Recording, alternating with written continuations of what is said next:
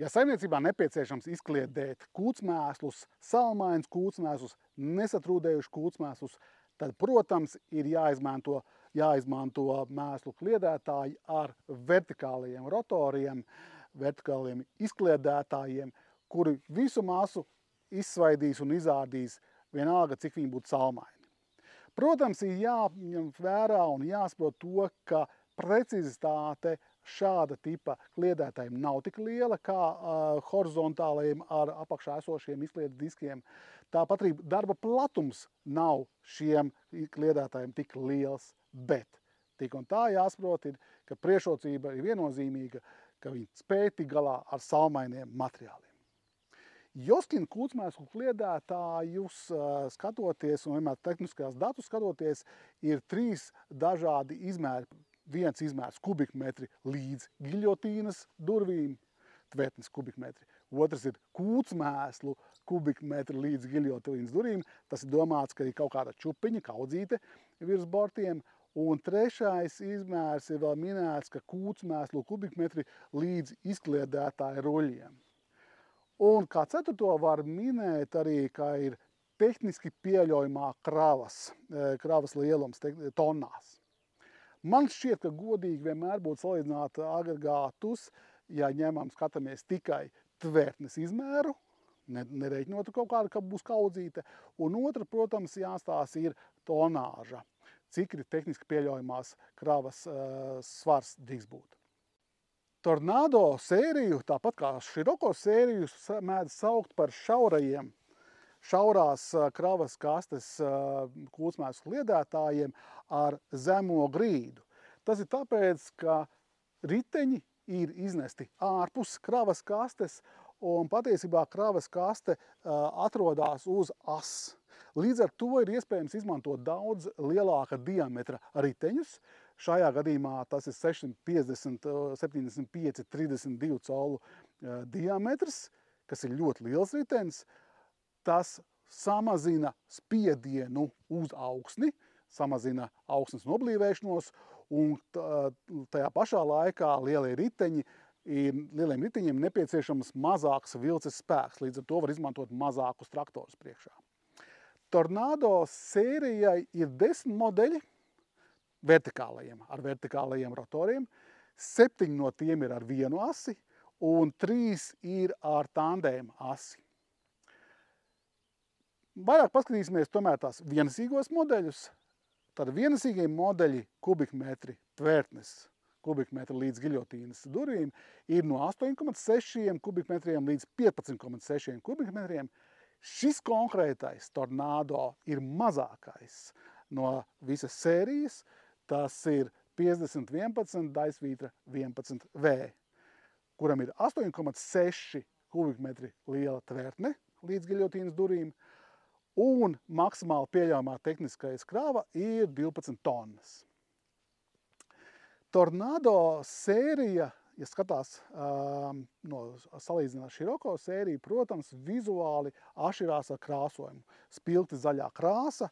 Pirms krāsošanas Joskina rūpnīcā viss tiek notīrīts ar smilšu trūklu, un tad tiek krāsots un lakots, pa vidu tur tiek 60 grādu temperatūrā viss žāvēts. Var teikt, ka šī krāsa tiešām ir noturīga un daudz vieglāk ir kopt. Mazgāt, tīrīt, kopt, krāsotos ir daudz vieglāk. Protams, dīstali palikusi tā cinkota, un arī vēl pāris elementi ir cinkoti, un tas arī, protams, pret aizsardzību, pret kūtsmēslu agresīvu aizsardzību būs pietiekami. Tornado savā sērijā, visiem Tornado savā sērijā ir hidrauliskā atbalsta kāja, kas, protams, ir ērti darbībā. Tāpat arī ir hidropneumatiskā piekara, dīstels piekara ar slāpekļa akumuļatoriem, kas ievērojami šūpo un atvieglo braukšanu, ja tie kūtsmēsli jāved ir par zemes ceļiem mums esošajiem un tālākus gabalus. Šīs abas lietas ir standartā. Viss darbības princips patiesībā ir ļoti vienkārši lielākai daļai kūtsmēslu kliedētāju, ka traktoru jūgvārpsta piedzen aizmugurē esošos rotorus vai diskus, un savukārt hidraulika piedzen transportiera lentu, transportiera ķēdi. Un tieši no tā transportiera ķēdes griešanās ātruma arī mainās deva. Un tad ir no tās arī atkarīgs no vadības bloki. Visvienkāršākais variants ir tāds, ka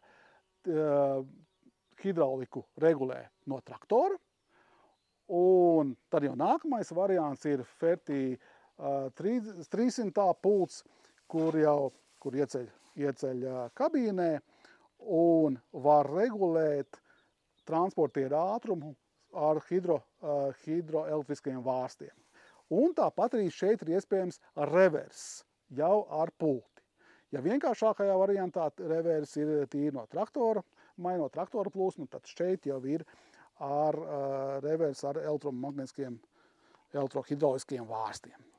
Nākamais līmenis, ja vēlās jau, ka transportiera lentas, transportiera ķēdes ātrums mainās atkarībā pēc braukšanas ātruma, tad jāņem jau nākamā pults ir Fertī 4000, tad jau ir iespējams arī tā, var strādāt arī, ka deva nemainās, ja deva mainās patiesībā līdz ar braukšanas ātrumu.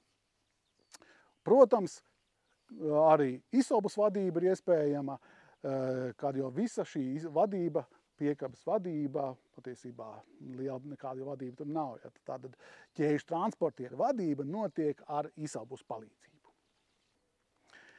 Ja gribās strādāt ļoti precīzi, tad, protams, ir iespējams arī uzlikt svaru sistēmu, bet šādai vienkāršai piekabei svaru sistēma sanāk diezgan dārga. Kādas nepieciešamās prasības pret traktoru? Tātad, vismaz 120 zirgus traktoru vajadzētu, un ideāli būtu, ja būtu 3 hidrauliski izvadu pāri, tad viens ir hidrauliskai kājai, otrs ir giļotīnas durvīm, un trešais, svarīgākais hidroizvads, tas ir tieši transportiera lentai, transportiera ķēdei. Tādas ir tās prasības ļoti vienkāršas, un, protams, arī jūgvārpsta. Jā, protams, vajadzīga arī jūgvārpsta. Kā jaunums Joskina daudziem agregātiem ir kamera. Man rokā gan ir ekrāns, tātad kamera, aizmugurē esošā kamera ar traktora esošo laikam 7 colu ekrānu. Man gan liek uzdot jautājumus, kāpēc vai liederīgi šādiem mēslu kliedētājiem aizmugurē novietot kameru, cik ilgs mūžs viņai būs. Bet, jebkurā gadījumā tas nemaina būtību, ka arī saimnieks var šo kameru noņemt un ielikt citā agregātā, nepieciešamā agregātā, jo šī opcija ir standartā un no viņas atteikties nevar. Visus Joskina kliedētājus, gan Scirocco, gan arī Tornado sēriju var palielināt, kravas tilpumu var palielināt, uzliekot augšā 25 cm dēli. Protams, ir iespējams arī alumīnija borts, papildu borts, bet, kā zināms, lai cik liels meistars būtu iekrāvējs, kādreiz gadīsies aizskart ar iekraušanas kausu un tad alumīnija bortu salocīt vairs ļoti ātri, tad koku nebūs nemaz tik žēl to darīt 25 cm, pat varbūt lielāku, un 7 cm biezumā šajā gadījumā dēles var iet. Tas ir nopietnas bortu palielinājums, kas šim modelim kubatūra palielinās par 1,8. Tātad 8,6 plus 1,8, jau krietni lielāks izmērs ir. Joskina ražojumos un šajā gadījumā arī kūsmēslu kliedētājā ir padomāts, lai operatoram būtu ērti arī apkopējas un arī ikdienā. Tā līdzīgi šeit ir iznesti ārā smērēšanas nipeļi un te arī vēl iznesti ārā aizslēptais bortiņa, lai nebūtu nekur jāložņa apakšā un jāmeklē, un, protams, ka tas apkārt ir mēsli, ne visi to gribēs darīt. Līdz ar to arī šeit ir vienkārši noslēpjami, izvelkami lukturi, kuri parasti saplīsti, tāpēc viņi ir noslēpti, lai nesaplīst un tiek aizsargāti ar papildus aizsargs tīklu. Visa darbība, protams, vertikālajiem kliedētājiem notiek ar šiem izkliedēšanas ruļiem, kuri griežās un izmet visus mēslus, izkliedē visus mēslus.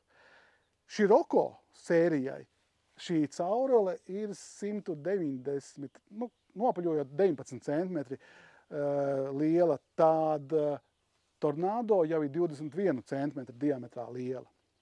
Un apakšā šeit esošās lāpstiņas, kustīgas, bet kā papildu aprīkojums iespējams arī Tornado aprīkot ar 4 fiksētām lāpstiņām. Protams, arī jāpiemina grīda un ķēdes. Scirocco ķēdes ir 14 mm resnas, Tornado ir 16 mm resnas, un grīdas biezums Tornado ir biezāks, gan sienas, gan grīdai 4 mm bieza, un papildus Tornado ir, var teikt, tādas vadīklas, pa kurām slīd elementi, transportieri elementi, 6 mm biezas vadīklas. Līdz ar to var teikt, ka, lai gan Scirocco modeļi ir pat lielāki, divi no Scirocco modeļiem ir lielāki par šo Tornado, tad Tornado ir paredzēts lielākam darba apjomam, lielākai ražībai, ilgmūžīgām darbam, jo visi šie elementi ir tādi lielāki, spēcīgāki, masīvāki. Bet tāpatās kā Scirocco modeļiem arī te mēs redzam transportiera piedziņu, transportiera reduktoru, hidromotors, un līdzīgi arī ir ar piekļuvas kāpnēm.